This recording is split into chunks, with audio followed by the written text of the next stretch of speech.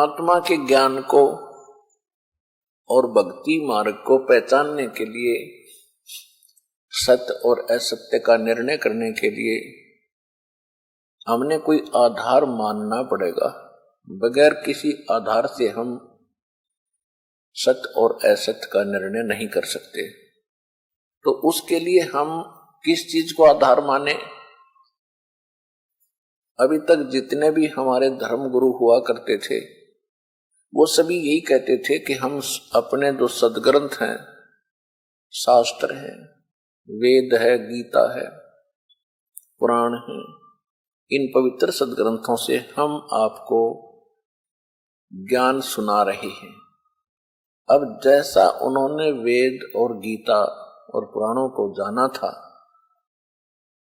वो ज्ञान हमारे पास था कि हमारे धर्मगुरु ये बता रहे हैं कि वेदों में, गीता में, पुराणों में ऐसा लिखा है। उन्होंने क्या बताया था हमारे को कि ब्रह्मा, विष्णु, महेश और ये सभी अजरो अमर हैं। विष्णु और शंकर जी की भक्ति करनी चाहिए। ये अजन्मा है, इनके कोई माता पिता नहीं है। इन्होंने ये ज्ञान दिया था हमें वेदों का नाम लेकर कि वेदों में ऐसा लिखा है, पुराणों में ऐसा लिखा है। और श्रीमद् भगवत गीता में श्री कृष्ण जी को पूर्ण परमात्मा सिद्ध करके इन्होंने अपने लोक वेद दंत कथा हमें सुना रखी थी। और परमात्मा स्वयं आते हैं अपना यथार्थ ज्ञान बताने के लिए। वो प्रत्येक युग में आते हैं, लेकिन उस समय हम परमात्मा को पहचान नहीं पाते क्योंकि हमने ज्ञान गलत ग्रहण कर रखा होता है। और हमारी जो बुद्धि होती है वो इस बात पर टिकी होती है कि परमात्मा तो निराकार होता है। फिर कुछ एक ऐसा ज्ञान हमें मिला था कि श्री राम, श्री कृष्ण ये परमात्मा थे, पूर्ण ब्रह्म थे, सारी सृष्टि के रचने वाले थे। फिर हम अगर साकार भगवान को मानने लगे तो राम और कृष्ण इन्हीं तक सीमित हो गए। अब हमें अपने सदग्रंथों 600 वर्ष पहले भगवान ने आकर बताया था, तीन देव की जो करते भक्ति उनकी कदे ना होवे मुक्ति। कि ब्रह्मा, विष्णु, महेश की जो भक्ति करते हैं उनका मोक्ष कभी नहीं हो सकता, क्योंकि ये तीनों देवता भी नाशवान हैं। और नाशवान की भक्ति करेंगे तो हम स्थिर कैसे हो सकते हैं? हमारा मोक्ष कैसे हो सकता है? कौन सा मोक्ष? श्रीमद् भगवत गीता अध्याय नंबर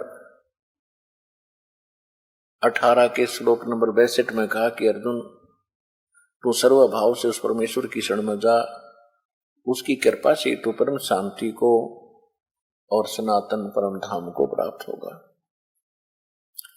गीता अध्याय नंबर 15 के श्लोक नंबर 4 में कहा कि अर्जुन तत्वदर्शी संत की प्राप्ति के उपरांत परमेश्वर के उस परम पद की खोज करनी चाहिए जहां जाने के बाद साधक फिर लौटकर कभी संसार में नहीं आते और केवल उसी परमात्मा की भक्ति कर जिसने सब ब्रह्मांडों की रचना की है। इससे एक तो यह सिद्ध हो गया कि गीता ज्ञान दाता से अन्य कोई भगवान है, और गीता ज्ञान देने वाला स्वयं कह रहा है कि उस परमात्मा की भक्ति करो, अन्य की नहीं करनी।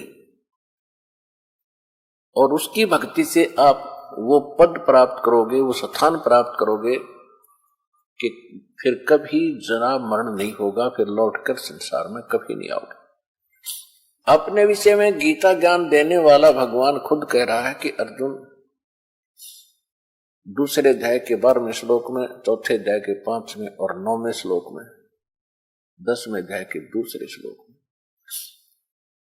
कि अर्जुन तेरे और मेरे बहुत जन्म हो चुके हैं, तू नहीं जानता मैं जानता हूं। इससे सिद्ध है कि गीता ज्ञान देने वाला भी नाशवान, तो उसके पुजारी आप नाशवान। तो वो मोक्ष नहीं हुआ जो 15वें अध्याय के 4थे श्लोक में लिखा है कि जहां जाने के बाद साधक फिर कभी लौटकर संसार में नहीं आता। 18वें अध्याय के 62वें श्लोक में क्या कि उस परमेश्वर की शरण में जा जो पूर्ण मोक्ष देता है। उसकी कृपा से तू परम शांति को प्राप्त होगा और शाश्वत स्थान को प्राप्त होगा। शाश्वत स्थान माने जिस स्थान का कभी नाश ना होता हो, हम उसे सतलोक कहते हैं और गीता में उसको सनातन परम धाम कहा है। तो सतलोक की प्राप्ति के लिए फिर उसने बताया है कि उस परमात्मा की शरण में जा जो ये मोक्ष तुझे प्राप्त कराएगा। उसके लिए चौथे अध्याय के 34वें श्लोक में कहा कि अर्जुन,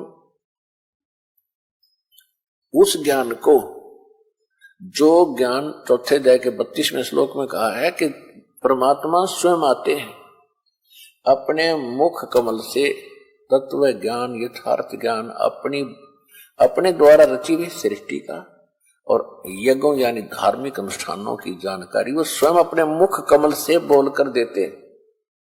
चौथे अध्याय के 32वें श्लोक में एक ब्रह्मणे मुखे शब्द है मूल पाठ में। तो इन अनुवादकों ने अपनी अज्ञानता के कारण उसका अनर्थ कर दिया। ब्रह्मणे मुखे का अर्थ कर दिया इन्होंने वेद की वाणी, ब्रह्मणे का अर्थ लिख दिया वेद। ये गलत कर दिया। ब्रह्मणे का अर्थ 17वें अध्याय के 23वें श्लोक में इन्हीं अनुवादकों ने सही किया है। उसका अर्थ किया है, ब्रह्मणे का अर्थ किया है सच्चिदानंद घन ब्रह्म यानी पूर्ण परमात्मा। ओम तत् सत इति निर्देश ब्रह्मणे त्रिविध समर्थ है।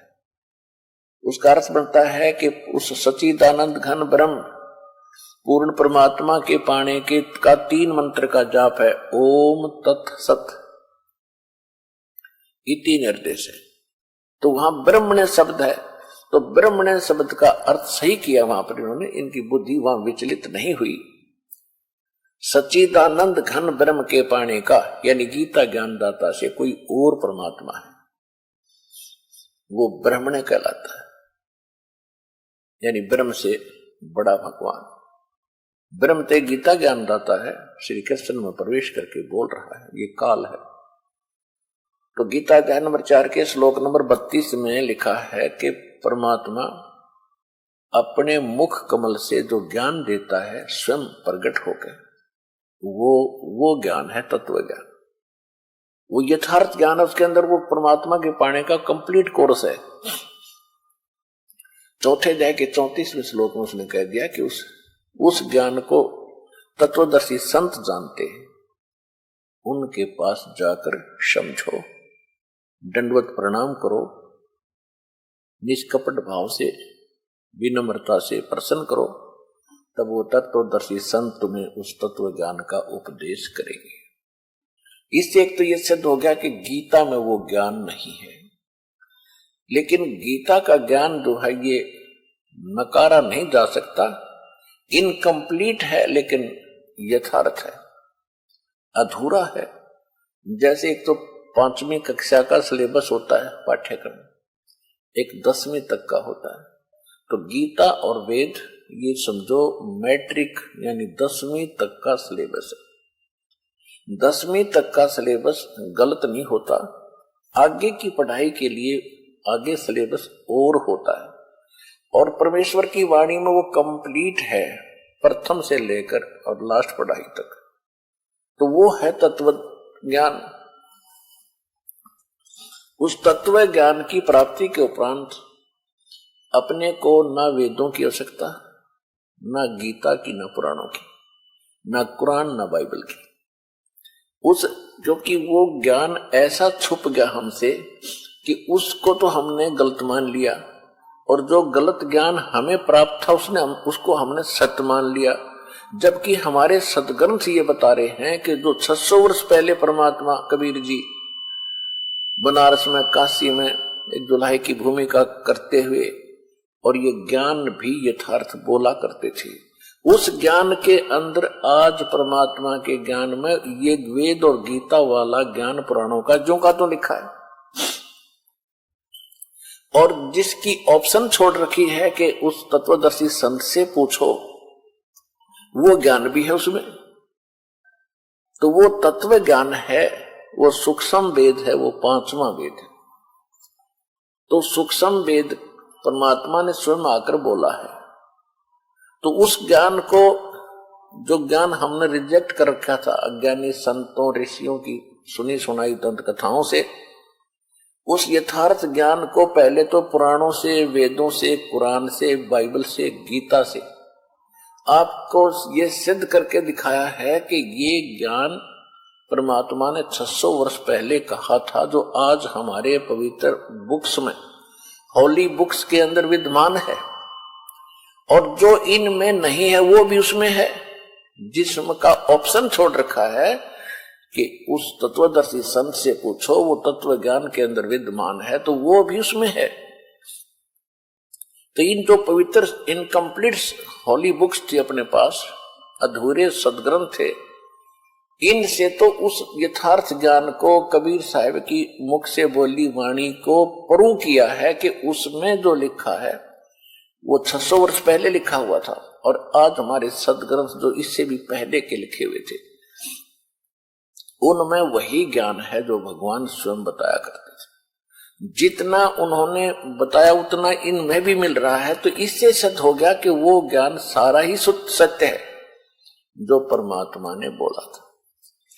ये तो एक फार्मूला हुआ हमें एक थ्योरेटिकली सिद्ध करने के लिए कि हम सदग्रंथों से ये सिद्ध करते हैं कि परमात्मा कैसा है, उसका प्रमाण कहाँ है।